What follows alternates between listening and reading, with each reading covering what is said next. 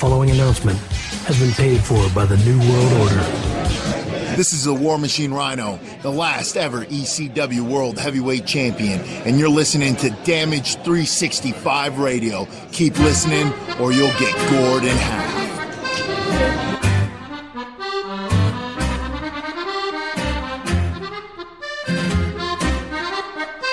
Esposito's Pizza and Pasta.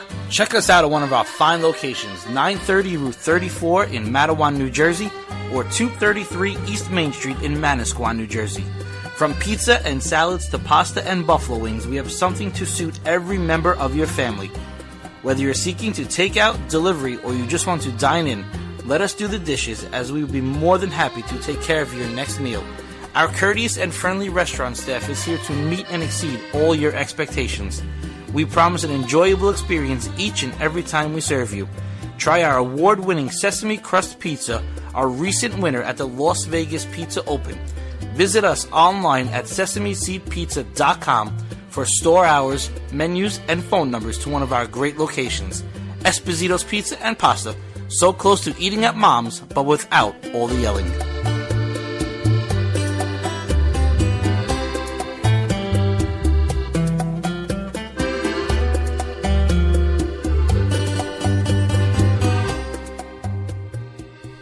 Hey, this is Bruce Pritchard, and you are listening to Damage 365 Radio. But I need you to know something. Just because I love you doesn't mean I like you.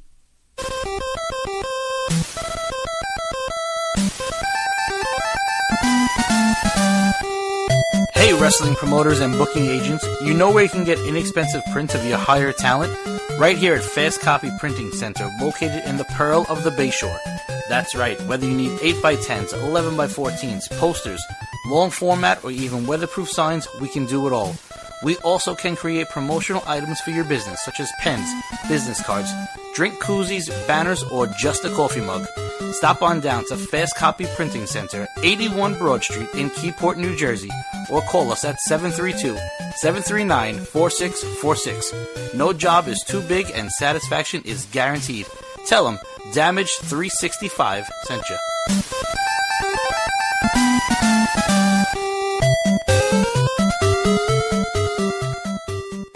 This is Lanny Poffo, formerly the genius full of glory and renown. You are listening to Damage 365 Radio.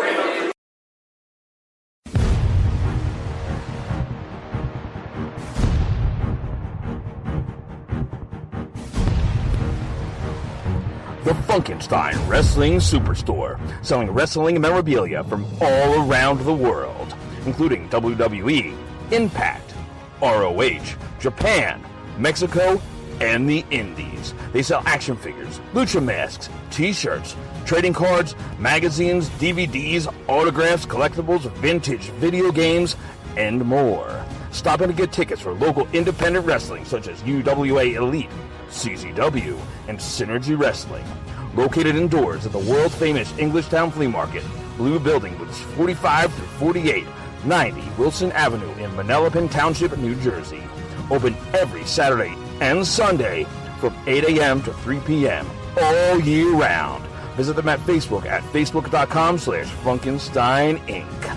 New Jersey's largest wrestling store is the Funkenstein Wrestling Superstore. Tell them Damage 365 sent ya.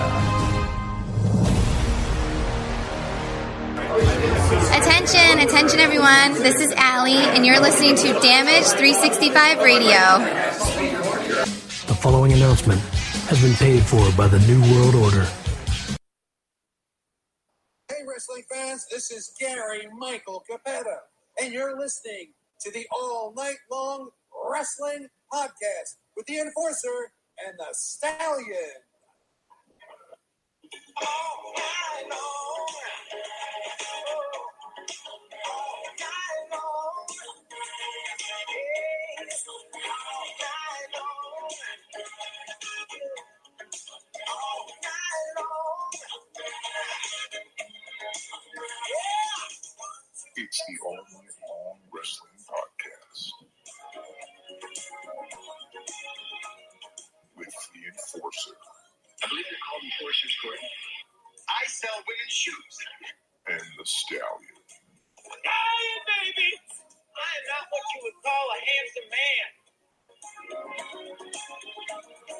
I'll kick you in the nuts and you'll smile at me and like it.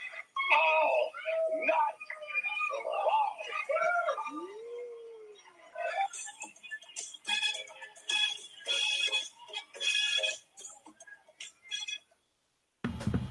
Welcome back to another edition of the All Night Long Wrestling Podcast. We are your host. He is a Stallion. I'm the enforcer. Sans video due to my obtuse ugliness that is me as a human. And we are back with another edition of the All Night Long Wrestling Podcast. This week, we are talking everything there is to know about the G1. And Joe, I just got a text from our buddy Rich Bagu. And Bagu says, bro, look, I need this message to be responded to. I want to listen to the G1 Climax predictions, but if I don't get a chance before tomorrow, I need to know what both of your official picks for the winners are, both blocks and finals. So let me tell you something. The level of commitment that Bagu has to the G1 Climax, that he wants to listen to our show before tomorrow, we appreciate you, Bagu, and look, you are in luck, because tonight we're talking everything there is to talk about the G1, Joe. Yeah, much appreciation out there to Bagu for that, and that is what we plan to do, my friends. We're gonna preview the two blocks, otherwise known as Block A and Block B, no frills, and figure out who we think is going to be in the finals and who's going to win. So that's what we're here to do. The G1 starts this weekend. It starts July 6th. The first night is in Dallas, as many people know. We'll get into some of the matches this particular weekend, and it's going to go all the way into the month of August, where a winner will be crowned. So that is the plan. Well, listen, Bagu just texted me again. He said, I'm listening, woohoo. So I'm going to flip the script on our outline tonight for the show. Originally, I was going to talk a little bit about last week and then get into the G1, but let's get into the G1 right out the gate so Bagu can listen, and he said he's going to straighten us out if we need to. So I appreciate his willingness to take part in the conversation. This week, I also have a question for you, Joe, that I want you to answer at the end of our G1 predictions. Okay. And that is an opinion question. And Bagu, if you're listening, go out to you too. What one wrestler in the world, in any organization, do you wish you could see in this year's G1? Not to win it and stuff like that, but just to put on match quality with that entire field. I want to hear who you, Joe, would like to add in there, and Bagu, you as well. So really quick, I'm just going to break down the blocks. Block A. So for those unfamiliar, everybody in Block A is going to wrestle each other, and everybody in Block B is going to wrestle each other. At the end of the tour, the winners of Block A and Block B will wrestle each other, and the winner of the 2019 NJPW G1 Climax will be crowned. That winner of the tournament will get a title shot at the New Year's show at Wrestle Kingdom. That briefcase will be on the line, very similar to the Money in the Bank. However, if you win the G1, you are the who's who of the professional wrestling world. You are one of the best wrestlers on the planet, and that means you put in work every single night for almost a month.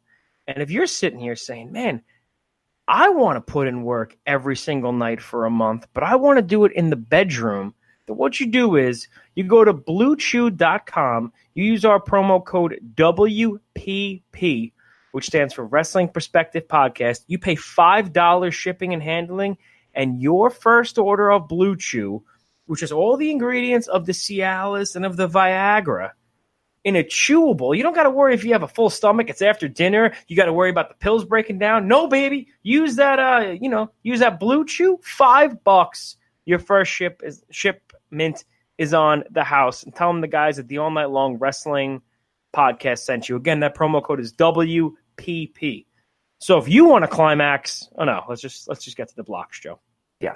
So I'm going to give everybody Block A. In Block A, you have Okada, Zack Sabre Jr., Hiroshi Tanahashi, Ibushi, Evil, Sonata, Bad Luck Fale, Lance Archer, Will Ospreay, and Kenta.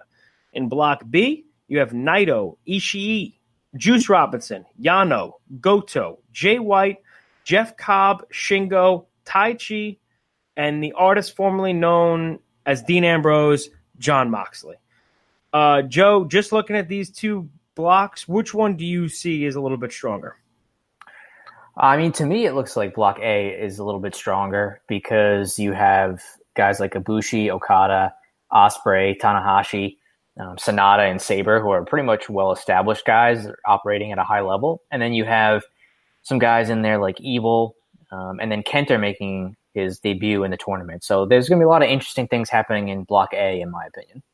Yeah, and then on Block B, you have some of the Gaijins, if you will, of Moxley and Jeff Cobb and Jay White. So, neither block is lacking star power, but I would agree with you. Block A is definitely heavy, the little more talent heavy. And just so people know, going into this, Okada is your IWGP Heavyweight Champion. Will Ospreay is your IWGP Junior Heavyweight Champion.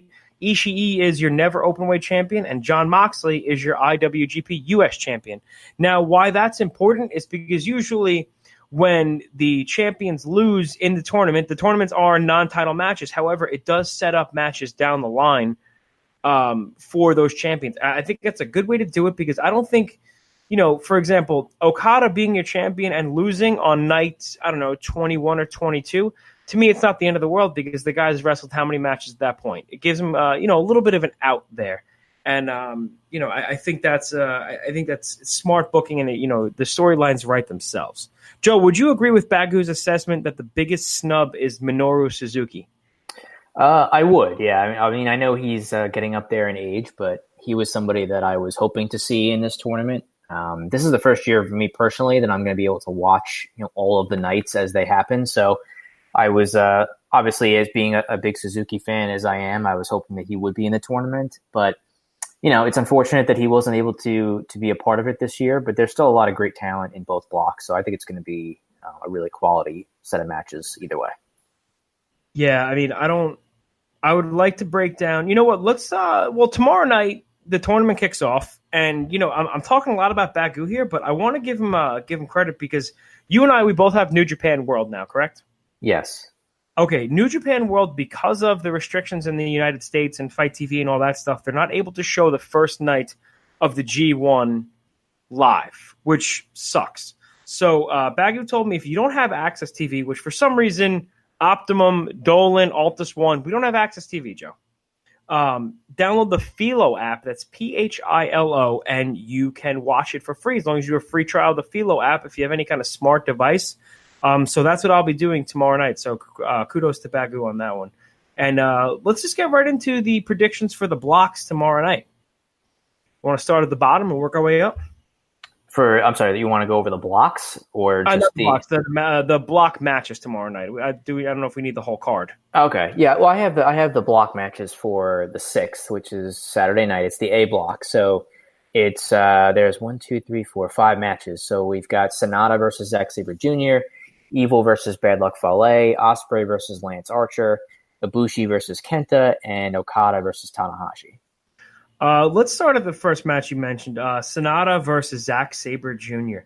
Zack Sabre had a really good showing pretty much all year, and last year as well in the G1. Big win over Tanahashi. I think coming out the gate hot with an upset, I think Sonata's going to beat Zack Sabre Jr. on the first night.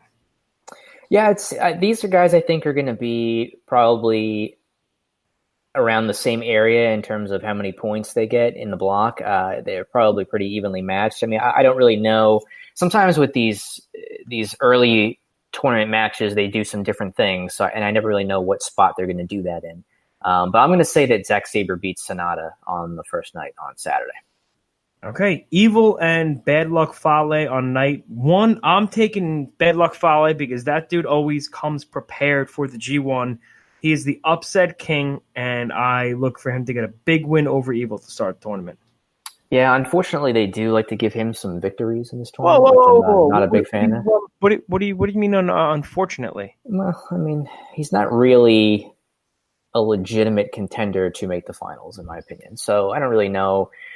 I would use him as somebody to put a lot of people over, and I think that Evil winning this would be the right move. So I'm going to go with Evil. I don't know about you, but I'm a big fan of the underboss. But okay, so we're 0 for 2 on this one.